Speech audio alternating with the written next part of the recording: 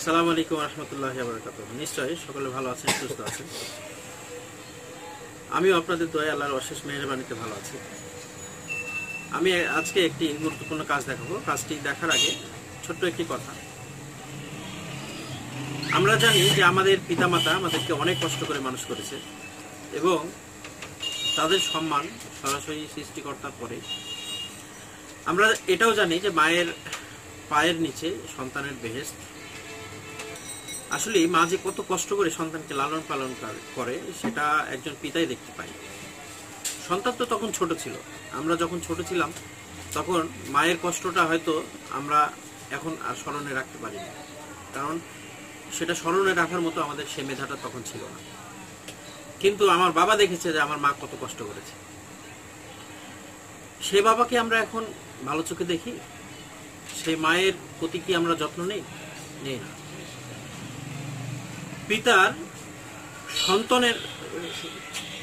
পিতার সম্পদের প্রতি আমাদের মোহ আছে। পিতা মাতা মারা যাওয়ার পরে তাদের যে রেখে যাওয়া সম্পদ সেটাকে আমাদের খুব ভালো লাগে, কিন্তু পিতা মাতাকে আমাদের ভালো লাগে না। এটাই বাস্তবতা। আমরা যখন কোনো একটা খাবার রান্না করি, একটা রান্নার সময় আমরা ওখানে কিছু মশলা ব্যবহার করি। যেমন আমি উদাহরণস্বরূপ বলতে পারি এলাচ, দারুচিনি। এই দারুচিনিগুলো যখন খাবার সময় আমাদের মুখে পড়ে তখন আমরা খুব বিরক্ত বোধ করি, একটা বিষাদ মাখা মুখ নিয়ে আমরা বিরক্ত বোধ করি। কিন্তু আমরা এটাও জানি যে এই মশলাটা যদি খাবারে না দেওয়া হতো তাহলে খাবারটা সুস্বাদু হতো না। তাহলে মশলার দ্বারা খাবার সুস্বাদু করার পরে খাবারটা খেতে আমাদের ভালো লাগে, কিন্তু সেই মশলাকে আমরা বিরক্তির চোখে দেখি। আমাদের সমাজে এই ধরনের কিছু দৃষ্টি আছে।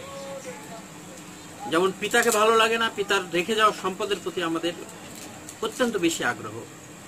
এই দৃষ্টিভঙ্গিগুলো কমাতে হবে। যার দ্বারা আমরা উপকৃত হই তাদেরকে ভালো লাগতে হবে, তারপরে তার উপকারের কথা আমরা বিবেচনা করব। আশা করি কথাটা অর্থ আমার বন্ধুরা বুঝতে পেরেছে। আমাদের মধ্যে যারা এই ধরনের প্রবলেমের মধ্যে নিহিত আছে, আমরা এই চিন্তা ভাবনাগুলোকে দূরে রেখে চলার চেষ্টা করবো। ইনশাল্লাহ আমাদের সামনের পথ অনেক ভালো। এই মুহূর্তে আমার হাতে একটি সেট দেখা যাচ্ছে, স্যামসাং গ্যালাক্সি কোর প্রাইমের এটি মডেল হচ্ছে G361। ফোনটি বর্তমানে সেটটি হাত থেকে পড়ে যাওয়ার পরে ডিসপ্লে ব্ল্যাঙ্ক হয়ে যায়, ডিসপ্লে লাইট পর্যন্ত শো করছে না। আসলে আমার ফোনটি অন হচ্ছে, কল ইনকামিং আউটগোয়িং হচ্ছে। এরকম অবস্থায় আমাদেরকে খুব ভেবেচিন্তে কাজ করা উচিত।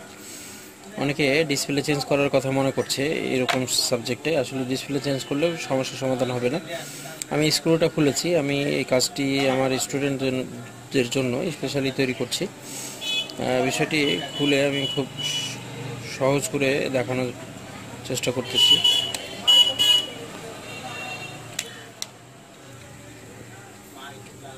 এখানে আমাদের একটি লক আছে। এই লকটি খোলার সময় খুব সাবধানে এই লকটি আউট করতে হবে।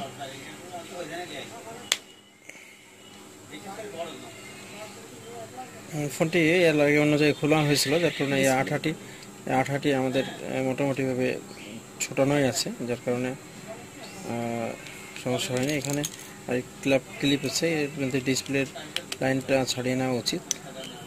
যদিও না ছাড়ালেও কোনো সমস্যা নাই, কারণ মাদারবোর্ড সহকারে উঠে আসবে। এটা খোলা হয়ে গেছে। এখন খুব গভীরভাবে এই জিনিসটি লক্ষ্য রাখতে হবে।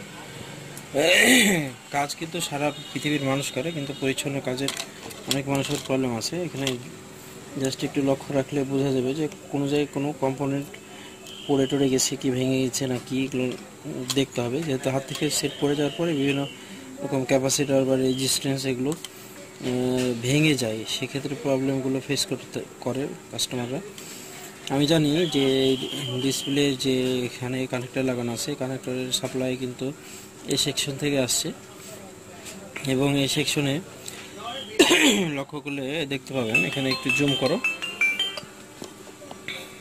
এই জায়গাটা এখানে দেখা যাচ্ছে যে একটি সম্ভবত এখানে রেজিস্ট্যান্স বা ক্যাপাসিটর ছিল। এই ছোট্ট পার্টসটা এখান থেকে ভেঙে পড়ে গেছে মনে হচ্ছে। হ্যাঁ, জিনিসটা এই যে এটা এটার কারণে প্রবলেমটা হতে পারে। আমি এটাকে শর্টিং করে দেখব আসলে কাজ হয় কিনা।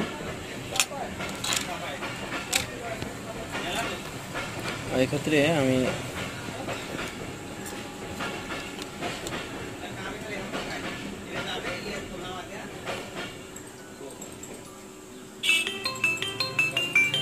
শর্টিং এর জন্য আমাকে যে কাজটি করতে হবে, একটি জাম্পার ওয়্যার নিতে হবে হাতে।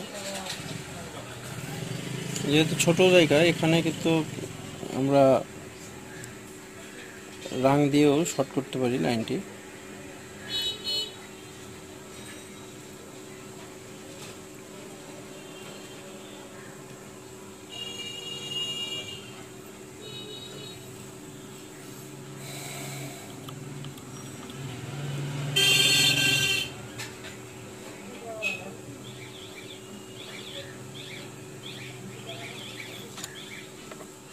লাইনটি শর্টিং করা হয়ে গেছে আমার।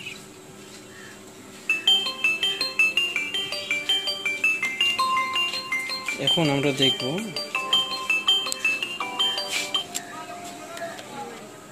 কি অবস্থা।